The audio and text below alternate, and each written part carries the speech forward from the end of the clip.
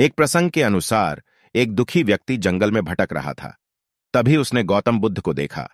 बुद्ध अधिकतर समय यात्रा करते रहे थे। उस समय वे जंगल में ठहरे हुए थे। वह व्यक्ति बुद्ध के पास पहुंचा और बोला, मैं बहुत दुखी हूं और मैं संन्यास लेना चाहता हूं।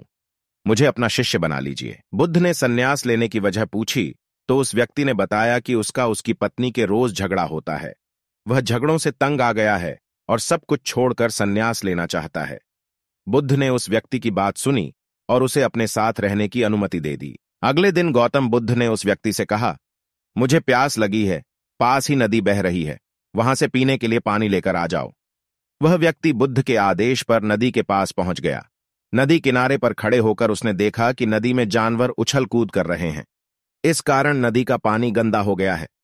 नदी की गंदगी देखकर वह व्यक्ति बुद्ध के पास लौट आया। उस व्यक्ति ने पूरी बात बुद्ध को बता दी। बुद्ध ने उस समय कुछ नहीं कहा। कुछ समय बाद फिर से बुद्ध ने उसे पानी लाने के लिए नदी किनारे भेज दिया। इस बार जब वह व्यक्ति नदी के पास पहुंचा तो देखा कि पानी एकदम साफ है। साफ पानी देखकर वह हैरान था। पानी भरकर वह बुद्ध के पास लौट आया। बुद्ध को पानी देते हुए उसने पूछा, तथागत आपको कैसे मालूम हुआ? बुद्ध ने कहा, जानवर की उछल कूद से पानी गंदा हो गया था, लेकिन कुछ देर जब सभी जानवर वहां से चले गए तो नदी का पानी शांत हो गया।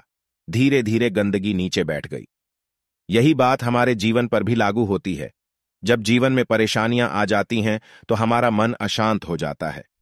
अशांत मन की वजह से हम गलत निर्णय ले लेते हैं। इसलिए जब भी कोई निर्णय लेना हो तो मन के शांत होने की प्रतीक्षा करनी चाहिए। शांत मन से लिया गया निर्णय सही होता है।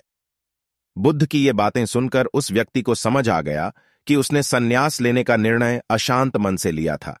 उसे अपनी गलती का एहसास हो गया और वह बुद्ध से अनुमति लेकर अपने घर लौट गया। अगर हम ये बातें ध्यान रखेंगे तो हमारी सभी समस्याओं के समाधान आसानी से मिल सकते हैं।